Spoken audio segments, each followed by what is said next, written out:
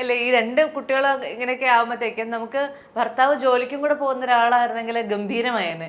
ഇതിപ്പോ താരതമ്യേന കൂടുതൽ സമയം വീട്ടിലുണ്ട്, മക്കളുടെ കൂടെ ഉണ്ട് എന്നുള്ളത് സത്യത്തിൽ ഭയങ്കര അനുഗ്രഹമാണോ? എനിക്ക് രണ്ടുപേരെ പോലെയാണ്. അങ്ങനെയാണോ? ചേട്ടാ ഒന്ന് രാവിലെ 9 മണിക്ക് ഇറങ്ങി 6 മണിക്ക് വാ. കണ്ണിന്റെ വില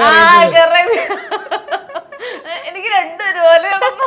ഏതൊരു ചേട്ടൻ മറ്റേ കമന്റ് ചെയ്ത പോലെ പിച്ച എടുത്തെങ്കിലും ജീവിക്കുന്നൊക്കെ പറഞ്ഞ പോലെ ആളില്ലാതാകുമ്പോഴേ വില അറിയത്തുള്ളൂ. അത് സത്യമാണ്. കണ്ണില്ലാതാകുമ്പോഴേ നേരെ തിരിച്ചു. അതെ അതെ, ഞാനും ഇപ്പൊ പുള്ളിക്കാരിയായിട്ട് ഒരു ഇതാണ്. എനിക്കിപ്പോ പുള്ളിക്കാരി വേണം, മറ്റേ നമുക്ക് അതിന്റെ ആവശ്യമില്ല. അത് ശരിയാണ്. അല്ല, ഞാനിത് പറയാൻ ഒറ്റ ദിവസത്തെ എക്സ്പീരിയൻസ്. മാഷി ഹെയർ ട്രാൻസ്പ്ലാന്റിന് പോയ അന്ന് ഉച്ച മുതൽ രാത്രി വരെ ഞങ്ങൾ 3 പേരും മാത്രമേ ഉള്ളൂ. ഞാൻ ആത്മജയും മോളും മാത്രമേ ഉള്ളൂ.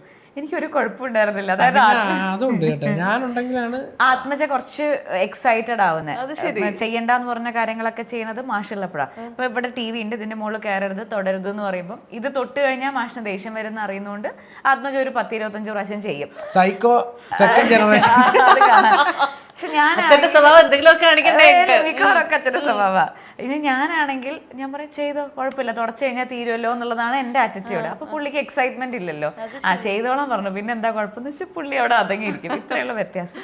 പക്ഷെ അങ്ങനെയല്ല, മാഷ് ആത്മജയുടെ കാര്യങ്ങൾ കൂടുതലും മാഷാണ് നോക്കുന്നത്, മോളുടെ കാര്യങ്ങൾ ഞാനാണ് നോക്കുന്നത്. അപ്പൊ അതുകൊണ്ട് ഇപ്പം 2 പേരുള്ളതുകൊണ്ട് അത്യാവശ്യം നല്ല ബുദ്ധിമുട്ടാണ്, ഇല്ല എന്നൊന്നും പറയാൻ പറ്റില്ല. അത് നമ്മൾ 2 പേരും ഉള്ളതുകൊണ്ട് സന്തോഷത്തോടെ മാനേജ് ചെയ്ത് പോകുന്നു.